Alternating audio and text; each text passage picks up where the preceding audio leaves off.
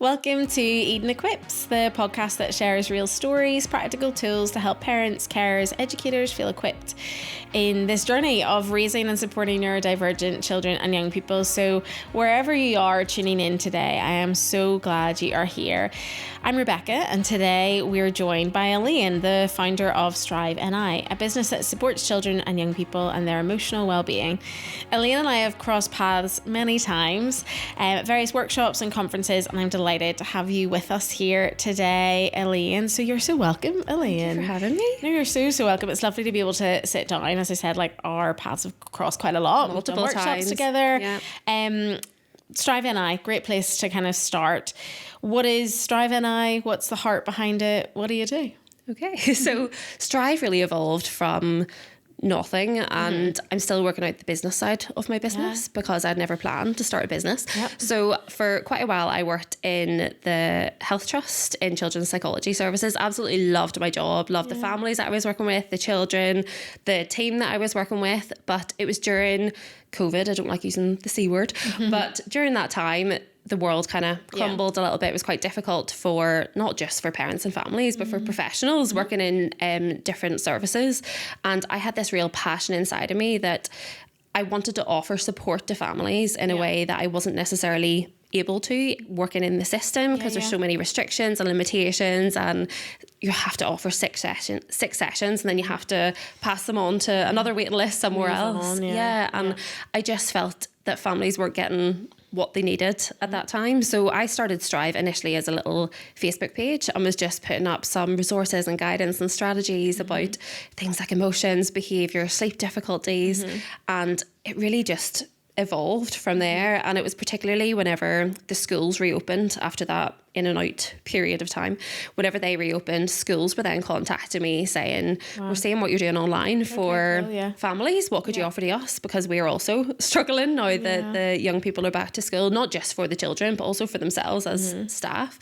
So Strive really grew. And now what it looks like is offering therapeutic support on a one-to-one basis for families. I do a lot of parent groups, do a lot of staff training in schools, and just a wide range of things. I dip my toe into a lot of different things, but I suppose the key focus is about supporting children and young people with their emotional well-being is at the core. Yeah, and their journey with that. Absolutely. In all of your work, one topic, and this often happens, that ends up nearly getting focused on a lot, and one topic that you end up talking about a lot is emotional based school avoidance.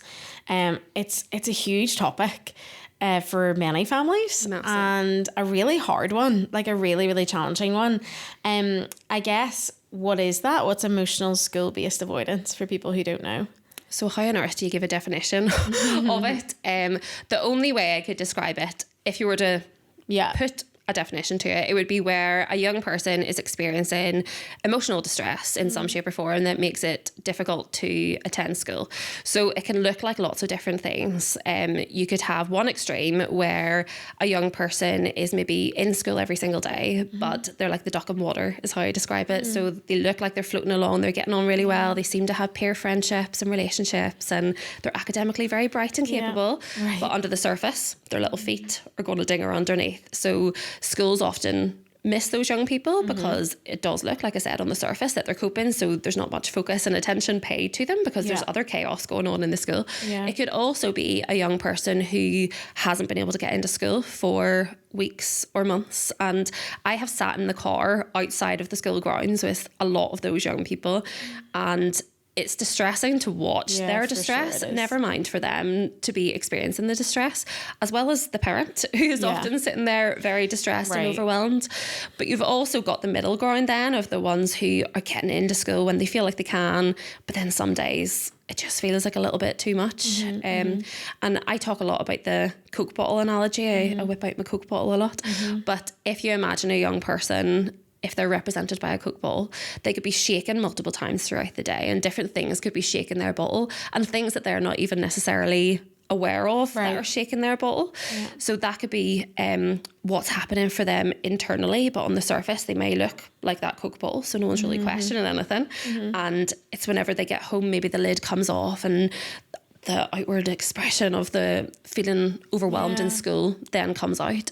And what's difficult with that as well is that it could be a different picture from school as to what the parent is experiencing. Yeah, that's what I was going to ask, because when you're saying about, that duck and water analogy, so if I'm an educator even listening to this and we're saying those kids are often missed, how do I not miss that young person then? How do I identify them or support them? I think a lot of it comes down to listening. And listening to what parents are telling you, because it can be very easy to dismiss a parent who's saying, I'm really struggling to get them into school, it's a battle. And what you're saying as an educator is a child coming into school a lot of days who look like they're coping really well. So your natural instinct might be to say, but they're fine whenever they're here. And that's one of the worst things you can say to a parent, because they're experiencing that distress in the morning, and then parents are starting to question themselves, and they're judging themselves as well as feeling that others are judging them. So it's back to that really thing difficult. Of hopefully then like being able to encourage people of like listening to parents and carers, and that they're the experts, and we said that many times on this podcast before, that you're the expert of your own young person, and for educators to then just listen. And it's not even, I guess, having to like jump into all of those things, but also just be like, oh, like that's really interesting, like we're not seeing a lot of that in school, but it's definitely something for me to be aware of, because obviously that's going to be distressing. So potentially there's like masking or like high level shutdown and freeze behaviors, and those are kids that are really difficult to spot in a school setting. Like 100%. I even reflecting on my school career, it's easier to spot the kids who are struggling here throwing the chairs or swearing at you, because you're physically seeing that they're not okay. Whereas a young person who's like silent, like I remember when I was doing a lot of training around like all the neuroscience therapeutic stuff, and I was like teaching as well, and I remember sitting there and I'm thinking about my class in the session, and I was like, oh my goodness. And I realized that there was one kid who I was like, I've really been neglecting them, because they're, inverted commas, easy. They're pretty chilled in comparison. But pretty chilled also meant that some days I'd go home and be like, were they in today? And like my class was small. I was in a specialist setting, but they were so quiet, and often got missed because, and I started doing therapeutic work with them because I was like, this is so curious to me. I'm actually going to flag this now. And like through that work we were doing, and so much stuff came out, and I was literally like, oh my goodness, you've been in full freeze mode. Like you've actually not been okay. Yeah. But you're like silence sometimes. We're like, oh, well, they're getting on. Just let the silence be. Yeah. So there's 3 words as you're talking there that are coming up in my mind. So there's validation, connection, and safety. And there are 3 themes that come up a lot, not just in training, but directly with working with young people. So if you think about validation, these parents and young people need validated with their big feelings, because they're often being dismissed for that reason, because they're presenting differently in school. But if we validate their experience at home, whether you agree with it or not, that can be really, really powerful for families to feel like they're listened to, and that they're being believed, I suppose. There's also connections. So connection is crucial to a lot of the work that I do in different realms. But connection is what leads to safety, I suppose, or the feeling of safety. So many of the young people that I work with, and the parents as well, they feel like they're not necessarily connected in a true way to someone in school that feels like a safe person. And often if I'm doing work, especially in a primary school environment, and I'm working with more and more primary school children on this topic, but if I'm working with a school, I'll often get them to make a list of all the students in the class, and for all the key adults around that class to initial beside the child's name who they feel that connection with. And more often than not, there's going to be a few that actually don't have that true connection, and it'll probably be a lot of these young people who are struggling with school in whatever capacity, but it could also be those young ones who look like they're coping but they are struggling. And then the third one is that sense of safety, and I talk a lot about that fight, flight, freeze response, as you said there, to anxiety, and that's how this presents in a lot of young people. And like safety is what is going to lead to them feeling like they can be in the school environment. So that safety comes from being believed, being validated, and having those connections. Completely. And there's even that extra one, isn't there, of the survival, which I found so curious in like research coming out of that fawning response. So like that's so many of the young people who are in schools and struggling because they're presenting you know, like things are okay. They're pleasing. people-pleasers. They're people pleasers. They're trying to appease to those around them, so they're not drawing attention to themselves. Connection's such a big one, and I always think, yeah, well, obviously, you know, like in my head, but I know that's actually a piece that is missed out a lot. That connection with young people is vital. I see some places and settings and schools doing it really, really well, but I think that's something that's like the simplest maybe thing you can explain. If you're like, here's how to support a young person who's struggling to get into school, if you don't have a relationship with them, it's not going to go anywhere. No, like, but why would it? You know, and I guess it's putting it back on like an adult setting. If you were really struggling to get to go somewhere, you're really nervous about an event, like about attending somewhere that you've never been, or attending somewhere that you don't really enjoy going, you're probably going to text your friend and be like, here, are you attending this today? Are you going? Do you want to meet outside? 100%. And you go in together. Yeah. Not, I'll meet you in when the session started. Yeah. And the person from the front will address you when you've like entered the room. Yeah. So I guess then it is that thing of like connection, and it can be simple, right? Well, like it can be, 100%. Yeah. And it is just coming down to listening and having those non-judgmental conversations. And another term that I use a lot is collaboration, which comes alongside all of this as well. And it's not one person's problem. Like schools will often contact me and say, like, we've got this young person who's not coming to school. Like, we think it's the parents, because whenever they're here, they're fine. But what needs to happen there is, of course, we've got the validation and the safety, but we need to collaborate and everyone sit down together and come up with ideas in that non-threatening way, because that's the only way that change is going to happen. Everyone needs to be involved 100%. In supporting these young people. And what about the people that are maybe listening, or just even like if this kind of goes out and people are listening to it and are like, I know, but no harm, no kid likes going to school. Yeah. I feel it bubbling inside me. Yeah. But so it's a response that I know like lots of families that you've worked with and that I work with will hear constantly. I know, but sure, I didn't like going to school when I was growing up either, and you just have to make them go. I didn't have a choice. So yes, there's going to be children that don't want to go to school, and Mum, don't listen to this if you're watching, but there was days whenever I was going to school and I might have pulled the occasional sickie because I was 100%. Like, no, I just want to like duvet day today. Yeah. It didn't happen a lot, but it did happen. So like there are going to be kids that there's days where you don't want to. Like school can be a boring place. There's lots of challenges that come alongside school, but these young people that I'm working with, and I'm sure that you're also working with, they're distressed and they're coming to me and they're upset and they're saying to me, I just want to be the same as everybody else. And they're trying every single day. They want to access they desperately want to access it, and they don't want to feel different because they're getting messages from their classmates saying, where are you? And then they're not sure how to answer that question, and the cycle just becomes very overwhelming. And isn't there a difference between not wanting to and not being able to? Oh, yes. Like that's the huge difference, isn't it? Of like, there's that term school refusal, and it's one that really is a bugbear of mine. Like, and sometimes I'll be in training, delivering a session, and it's one of the first things I do is distinguish what's the difference what we're talking about here to like truancy and school refusal. And I'll have a little rant in the session about school refusal. We don't use that term, and then about 5 minutes later someone will say, oh, these school refusers, You're like, oh, did you listen? But yet they're not refusing. They're desperately wanting to be there. It's just that the environment, maybe there's unmet need in the environment, and it's just quite overwhelming. Let's talk practical. So, you know, because this is a huge topic that we could talk about, and I know so many families who are, and have been for years, in distress around this, and like completely, putting it bluntly, are traumatized by the school system and situations that have happened. And that is not all schools, but there are some situations that happens to, and it isn't okay. And there's a lot of, you know, support that needs around that, because the family's actually traumatized by the whole system and lack of support. I've also seen schools do it brilliantly and deeply care. So practically, let's think about parent care first. So if I am a parent or care listening and I'm journeying some of these challenges, so my young person maybe is really struggling to go into school, or we haven't accessed school in a long time, what would be some of your practical strategies, like right off the kind of bat?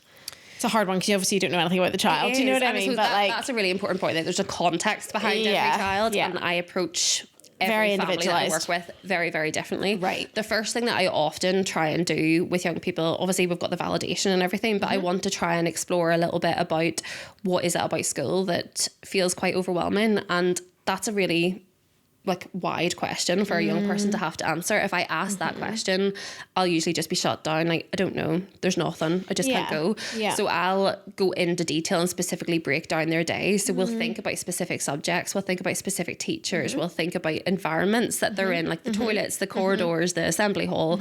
And we'll think about different types of work, like group work or practical activities. Because there can be some of those key things that are just massive. Absolutely, Like I remember an individual, and we were doing some work like this, and they expressed that the classroom is really noisy, and I was like, oh, it is so noisy, isn't it? Like classrooms are noisy. And then I was in that school environment, and I started like going in and kind of supporting in, and I was like, I'm overstimulated. Like I'm a neurotypical adult and I'm really struggling here. And the reason for it was it was a duality year class, so a split class. So a year, for example, it's a different year, obviously for privacy settings, but like say it's a P2, 3. Yeah. So half the class, and this is just the way I'm not like, this is so hard as a teacher, but like half the class are getting instructions. And the other half just have to sit and wait. And then when I'm giving you instructions, this other half of the class are getting up and getting those things. And it's noisy whilst I'm having to try and focus on what's being said. And I was like sitting there being like, yeah, you're not wrong. Like this is a lot actually, you know, and it's not then that we come in and expect a classroom to be silent. It's never going to be. It's never going to be, But how can you then support, you know, that's now that then you that's know like, what exactly. can we do So about you're it? saying, let's try and figure out some of these main situations here, because I've also had young people, I'm sure like you, connection's a real issue. Huge. I I don't get on, or I don't like this key adult, and that's going to happen. And there's only so much you can do in that situation. We can't it's a hard one. sack the key adult. So, but yeah, once you know things, it's so much easier then to put something in place and have those conversations about how. So as a parent and carer, I could start breaking that down a little bit potentially with my young person. So rather than just being like, what is it about school you don't like? Because I'm going to get I don't know, everything. And like for that, I would use a thermometer scale. So at the top of the scale, it would be like completely overwhelmed, overstimulated. And at the bottom, pretty calm, content, relaxed. And how I do it is that I get the young people to maybe pinpoint on that scale how each of those things make them feel. But yes, it's useful to have that information because you have visually an idea of what's difficult, but it opens up more of a conversation because I'll then start to question, I wonder why this classroom feels a little bit different to that one. And then that might bring out things like the noise in the classroom or the specific students in there are a bit more boisterous or something. Or I don't know what to do at lunchtime, or like I'm not sure where to go. Walking around aimlessly. Okay, so if I'm a teacher or someone in education, I'm like, statistically, you could probably say if you're in any school setting, you 100% will have some young people in your school, probably multiple, who are struggling with school and accessing it. How do I help? Let's go if I'm a teacher and I have a pupil in my class who's really struggling coming in. What do I do? I think it all comes back to that validation and being non-judgmental with parents, because parents do often, they get called into schools because you need to get your child into school, and it does often feel like a very threatening environment. And I suppose what I always advise is using what I would call partnership language. So it's more about like, we're in this together. What can we do to support your child? We understand that this is quite difficult. We know that we're maybe seeing a different child when they're in school compared to how you are at school. I wonder what we could be doing here. And it could be as simple as like, if you imagine that Coke bottle analogy I talked about, if a young person is in that response, like the fawn response, maybe all they need throughout the day to help them to regulate is some sensory breaks. And it doesn't have to be a dedicated sensory space necessarily that they go to. For some, it could just be sent them on a message. It doesn't have to take up resources or time, because that's something that I get a lot from schools. Like, we don't have the resources or the capacity to do all these things. I'm saying, but what things? Like, we're just asking. It could actually be quite useful for you to send that child on a message to get them a bit of downtime. They're getting regulated. Then, like, it's simple strategies. It always comes back to. Yeah, I've always found as well having that connection stuff of like your key adult meeting you somewhere to be able to like have, and loads of schools are doing soft starts now, which are really really beautiful.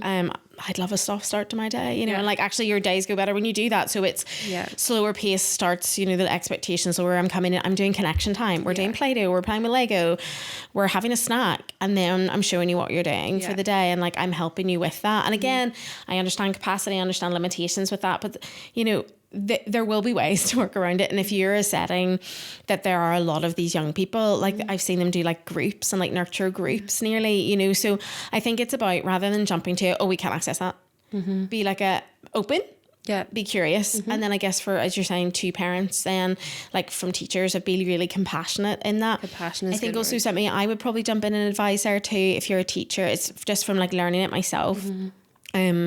Like prep the parents ahead of time what the meeting's going to be about. So don't just say, can you come in for a meeting?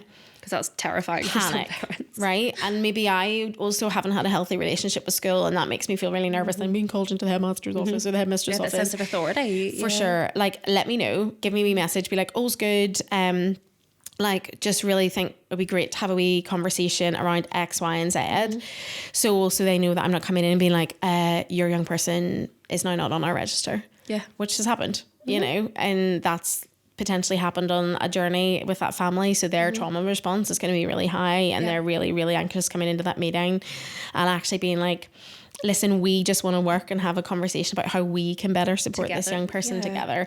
I think something else that's coming up there is being flexible, like just having a little bit more flexibility. And if you think about things like reduced timetables, so many of the families that come to me, they'll say we're on a reduced timetable, and that's fine. I don't know how I feel about reduced timetables, but opinions. The problem with them is that if a young person is already sporadically attending school, they're already on a reduced timetable. It doesn't necessarily have to be a structured, these are the days that you're coming in. It also shouldn't be the first thing you go to. No. Like, I think that's my issue with them. Yeah. Some schools as well will be saying, but you need to come in all the time or don't come in at all. And again, it comes back to lack of consistency across schools as well. And then compassion, isn't it? If I have compassion for a young person and for a family, I'm going to really want to help. You know, and there are so many, I've been in so many environments who are doing it so amazing well. And I think then it's looking at that and being like, you know, really encouraged by that and be like, actually,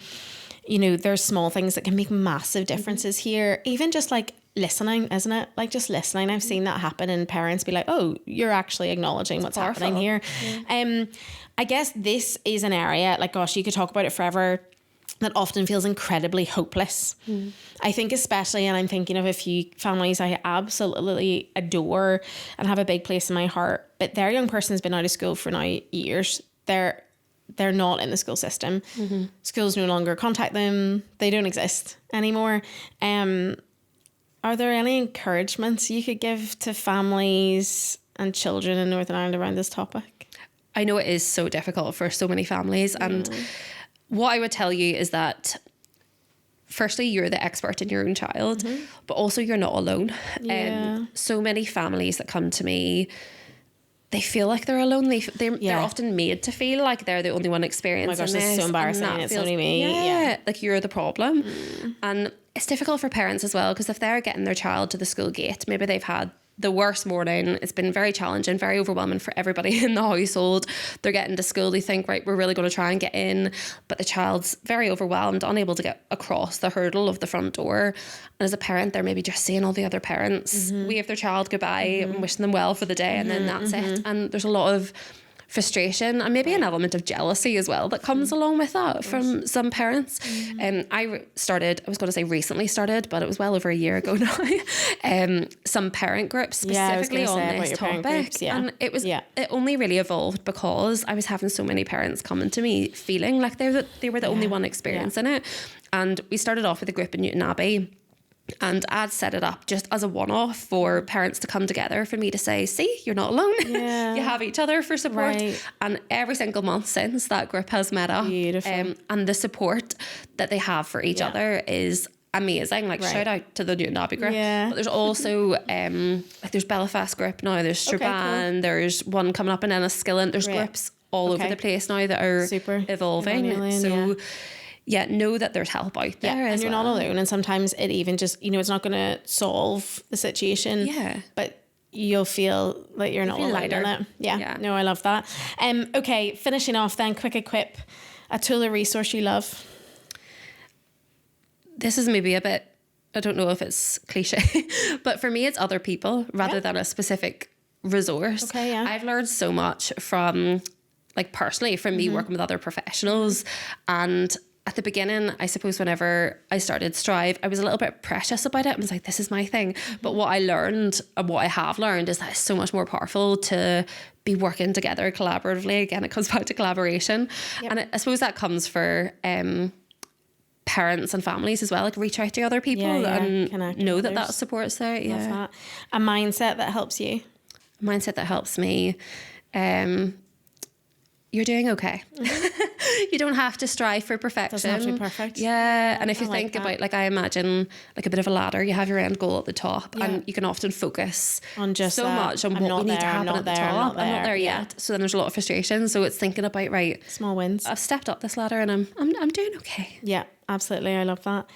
And a piece of advice you would share with others? Piece of advice. Listen more than you talk. Ooh. Yeah.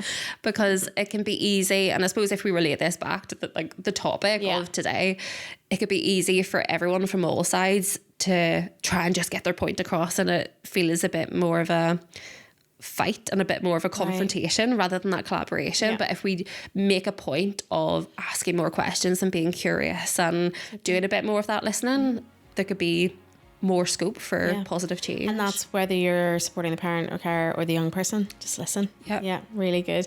Elaine, thank you so much. There's so many other things we could go into, but I'm hoping today, I know there'll be a few things there today that people will really connect with and be able to take away and hopefully just be encouraged by. And even like that you're saying there at the end of, like, you're actually not alone in this journey. And if you are experiencing this, being able to reach out and access those services, you know, and contact yourself and be able to find some of those parent groups, just to even have support around in this time is really, really important.